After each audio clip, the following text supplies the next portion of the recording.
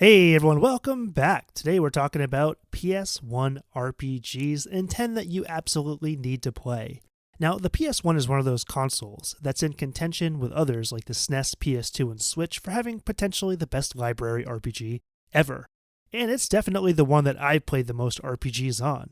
Save for a few obscurities, I've played just about all of them.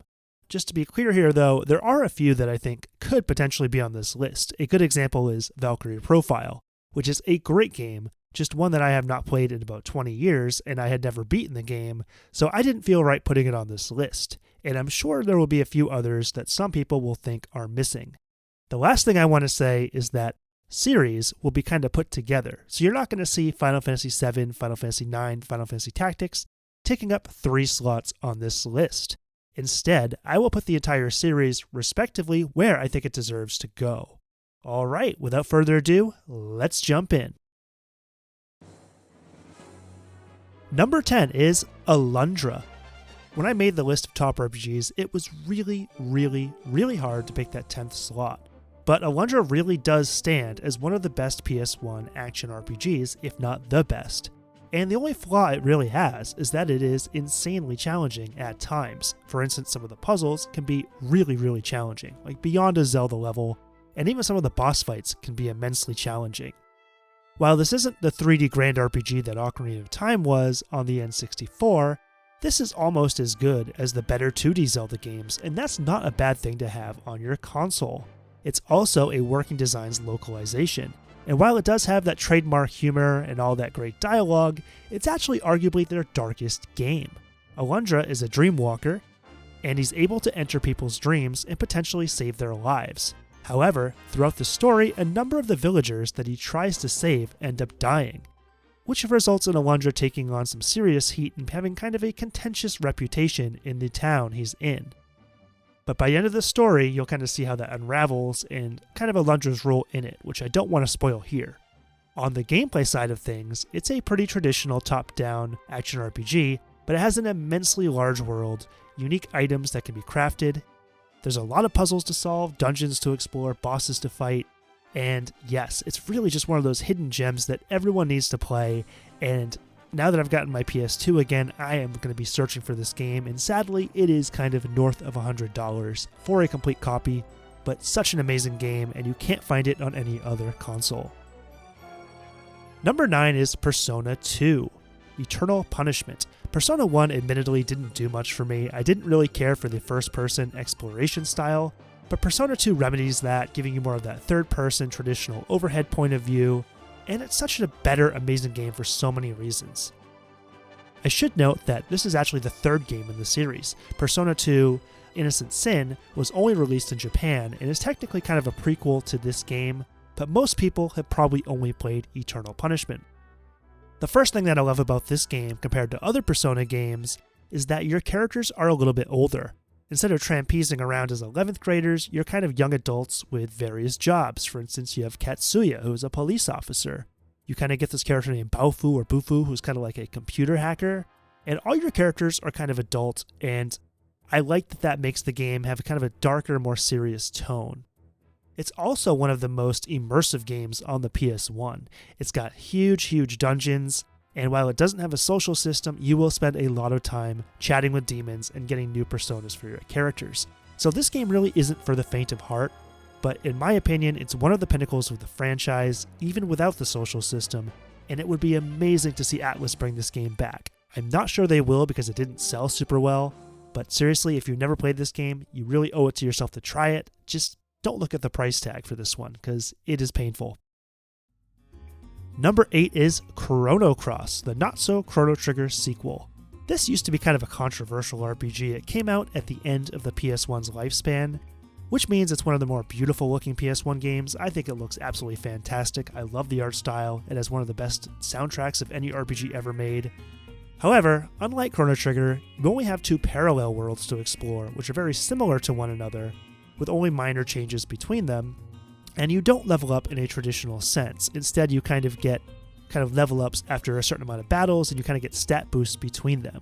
But one of the things that really makes this game stand out to me is it has one of the most fun combat systems ever made. It's not traditional turn-based combat. you have a certain amount of actions you can take and more powerful or weaker attacks that can take up those actions. So it's kind of up to you whether you do less stronger attacks or do more weaker attacks or use some magic. And it's really fun to dabble with this system and kind of play with the element grid on top. If you never played this game, this is probably going to sound like gibberish to you. It has kind of a complex combat system, but it's not hard to learn. And yes, the story is a little bit cryptic, but it does kind of tie Chrono Trigger in interesting ways. And what I really like about Chrono Cross is that it dares to do its own thing. It doesn't feel like any other RPG on the planet, and I'm really glad to see that people are coming around and treating this like a really good RPG, because it is one. Number 7 is Xenogears. Yep, you're going to have a lot of Squaresoft here. This is kind of their golden era, and a lot of people consider Xenogears pretty much the best Squaresoft game from the period that doesn't have the name Final Fantasy on it. It's such a fascinating RPG. It has a lot of different philosophical, religious, and psychological underpinnings from psychologists like Carl Jung, and that complex narrative was a little bit over my head as a teenager, but I still really love the characters, the cast, and for me as a kid, I really thought the combat systems were amazing. You have a human combat system with your human characters where you can plug in different combos, almost like a fighting game to do for different attacks. And then you have your mech combat, which revolves around gears and different abilities, neither of the combat systems being kind of a more bland, traditional combat system. Now, admittedly, the game does break down at the end. The last 10% is kind of this expository, long segment of watching basically a movie with very little gameplay, and this is because the development time was rushed, but the first 90% of this game is so damn good. And it's really one of the best RPGs on the PS1. You have to play this game if you like more mature storytelling and just really, really great world building, because this game really has it all. Number 6 is Breath of Fire 4. Now, I liked Breath of Fire 1 to 3 enough, but 4 is the one that really made me just fall in love with this series. I think this is just an objectively really, really good game, and I think it really polishes a lot of the ideas that Breath of Fire 3 was playing with. The first thing that really grabbed me here was the aesthetics. I love the 2D sprites and all the sprite work in the game, the animations, the world. The art direction is just amazing. And the very kind of Asiatic-inspired soundtrack is very interesting and kind of fits the gameplay. And in my opinion, Breath of Fire does a lot with a little. It is a pretty standard battle system, but it's really bolstered by the fact that you can bring in and out characters, you can kind of heal characters who are in your back row, even if they can't attack. There's cool combo attacks, there's a system where you can learn different abilities from masters. But not only that, outside of combat, you have unique abilities to help you get around obstacles and get through puzzles. For instance, Nina can kind of fly around to get over certain things. I think when this game's taken at the sum of its parts, it's a really, really amazing experience that will really engage the player and not overstay its welcome. In my opinion, this is the best game in the series and one that any JRPG fan should definitely consider trying out. Number 5, Grandia. Oh yeah. I already made a video on this game, so you already know that I absolutely love this one. It's one of the most charming RPGs ever made. It feels like a Working Designs translation, even though I think it's made by Electronic Arts. It tells the story of a young man named Justin, who basically wants to become the best adventurer ever known. He goes out there and explores the unknown, meets new characters and new tribes and new species, and all this cool stuff unravels to be a grand adventure that's rather lighthearted, but punched with some very serious moments and some serious themes. For instance, I think Justin and Fina have one of the best relationships ever told in any RPG. That amazing story is elevated by an amazing combat system. It's a turn-based combat with a slider, so you can see all your characters and enemies moving up to their attack. If you choose the right attacks and time correctly, you can get through many of the battles, stopping enemies from attacking entirely. It's a really fun combat system and one of the best ever made in my opinion. And yeah, this was originally a Saturn RPG, didn't make it over here for Western audiences on the Saturn, so we got the inferior PS1 version, which is still pretty good. And so yeah, I really recommend this one, especially if you're a young person and you are someone that's kind of like looking to explore the world or kind of look for purpose in life. I think this game might really inspire you. Number 4 is Vandal Hearts 1 and 2, with more of an emphasis on the second one because I'm in the minority. I prefer Vandal Hearts 2 to the first one, with the exception of that damn good blood spray in the first game. Vandal Hearts 1's got the blood spray. Vandal Hearts 2 is a different beast. It's a much more complicated, larger game. It tells the story of characters from childhood to their adulthood, and it's kind of bleak. The world is kind of falling apart. You've got really incompetent government officials. It's got a deeply kind of political story, and there's a sense of desperation and survival to it. And some people complain about the drabness of the graphics and the world and the story, and that is kind of a thing. But in my opinion, it all adds to the charm and makes the game feel more authentic. I think where this game really shines is in the combat. It has something called a dual turn system, where one ally and one enemy will attack at the same time. So you kind of need to think about which enemy will move next, almost like a chess match. And yes, there ends up being some awkward turns, you end up slashing the air, but overall I found it a really engaging system, totally different from any other strategy RPG, and there's a lot of strategy to boot in the game. So yeah, Vandal Hearts 2 doesn't get enough love. Not everyone likes it more than the first game, but I really recommend you try this one and try to look past the negative opinions.